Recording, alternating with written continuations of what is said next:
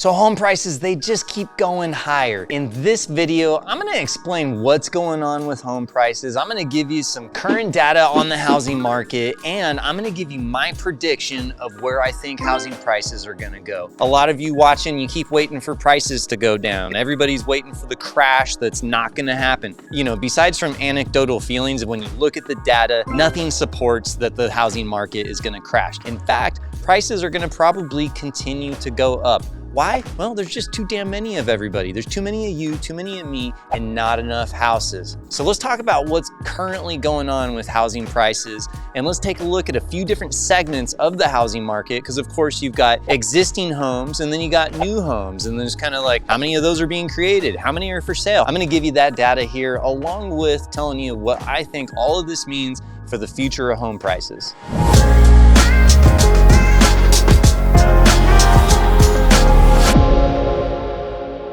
Hey, are you thinking about buying a house, but you need help with your down payment? Well, you're not alone, and I've got you covered. I've created the ultimate down payment assistance guide, which is available for you to download for free below. I'm telling you, this guide will save you hours and hours of research. Hope you like it. Now, when it comes to real estate prices, if there's one entity out there that's calling for prices, they're gonna go through the moon, and then everybody else is saying that they're flat or they're lower, and you're looking at all the data, usually the outlier, they're full of shit, and they're just trying to get their rankings up. But when we look at home prices and you look at the different entities out there that exist, that are legit, that provide regular housing and economic data, all of them are pointing in the same direction. Now, their numbers aren't exactly the same. However, everybody's pointing up. And if you look at it, basically the housing market bottomed out this last February. There was a short period of time from June of 2022 to February of this year where home prices were declining a little bit. You know, when I say a little bit, I'm talking like 2%, nothing to get excited about, okay?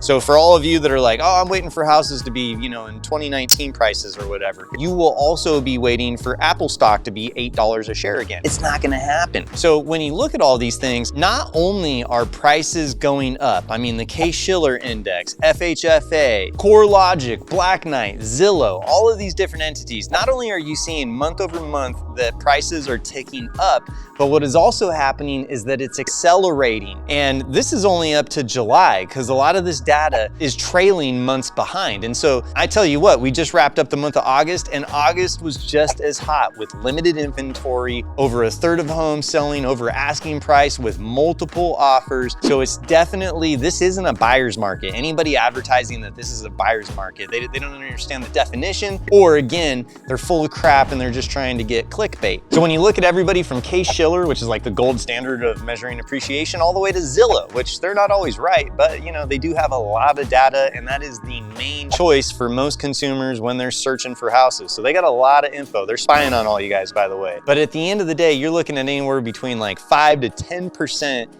appreciation for the year 2023. That's crazy. I mean, everybody was expecting it to go down 10%, down 20%, down 50%, or whatever obnoxious number that they wanted to throw out there. But in reality, like I said in the beginning of this video, there's too many of you and not enough houses. Supply, demand. All right, so let's take a look at the most recent housing data. And I want to start with the pending home sales index, which is a leading indicator of housing activity. It measures the number of homes that are currently pending sale, and these are for existing single-family residences and condos. So the July PHS, it rose 0.9% month over month, despite high interest rates and low inventory. And this was the second month of growth after 3 months of decline. That said, contract activity is currently running at the same rate as we were in 2008, which for those of you that are around back then, there wasn't a whole lot of activity going on. All right, let's switch gears to the Case-Shiller index. It showed that prices rose 0.65% in the month of July. And home prices have been on the rise since January after being flat since last June. A lot of the cities that were high flyers in 2022, they got hit first,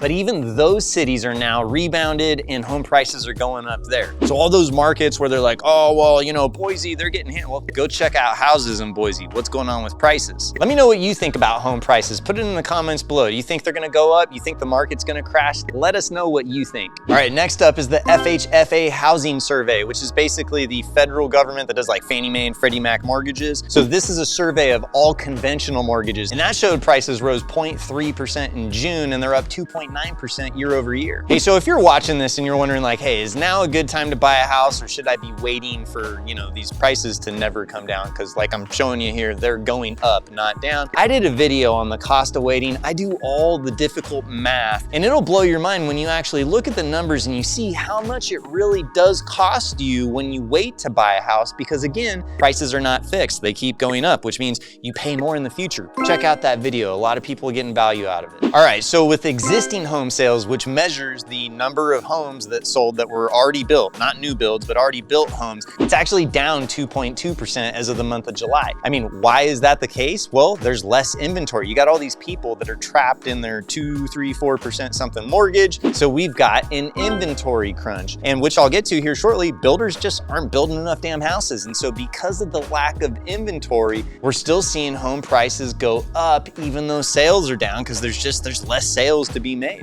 All right, so let's switch gears to new home sales. I was just talking about existing homes. Well, what are the builders up to, right? Because everybody wants a new house. Well, new home sales, which measures basically signed contracts to purchase a new home, they rose 4.4% in July with an annualized run rate of 714,000, which if you've been watching my other videos, you will know that a run rate of 714,000 is far too little in terms of homes being built. So this whole problem that we have with inventory and not having enough houses, builders need to build like 9 million homes, not 714,000. Meanwhile, we keep having more babies, we keep immigrating, we keep creating households, but not enough houses. Although the builders are building and things are up, at the end of the day, it's not up enough to meet demand. And that said, in the new home space, I would expect to see builders continue to reduce the incentives that they're offering buyers. We've already seen as the year has gone on that all those sweet incentives that they were throwing at you to use their lender, they've either gone or they've been minimized. So by the way, make sure that you're shopping around for your mortgage, because the whole thing of being held hostage to the builder's lender because you're getting some fat ass credit from the builder, well, if it's a small credit, it might not matter and you can probably get a better deal elsewhere. So housing starts, which measures basically like when a builder starts building a house, and housing starts, they're actually up 4% with an annualized pace of around 1.5 million, which again, that's way too short of houses. We need like 9 million homes, not 1.5 million homes. Anybody thinking that the builders are gonna save the day with inventory, they got a long way to go before that becomes reality. What about the National Association of Home Builders Housing Price Index, which is basically like a survey that home builders do that gives you their confidence of like, hey, is the market good? Is the market bad? Well, we scored a 50 in terms of things, which that was at a 56 previously, so it came down 6 points, which that sounds bad, but in the big scheme of things, a 50 is already a really, really high score. So overall, builder confidence is really high. Why is it not higher? Well, higher mortgage rates, higher building costs, not a lot of buildable lots available. And then believe it or not, there's always like some sort of shortage. And right now there's a distribution shortage, which is an electrical grid thing. Basically like it reduces the amount of volts that end up at the house. Well, there's not enough of those, so they can't finish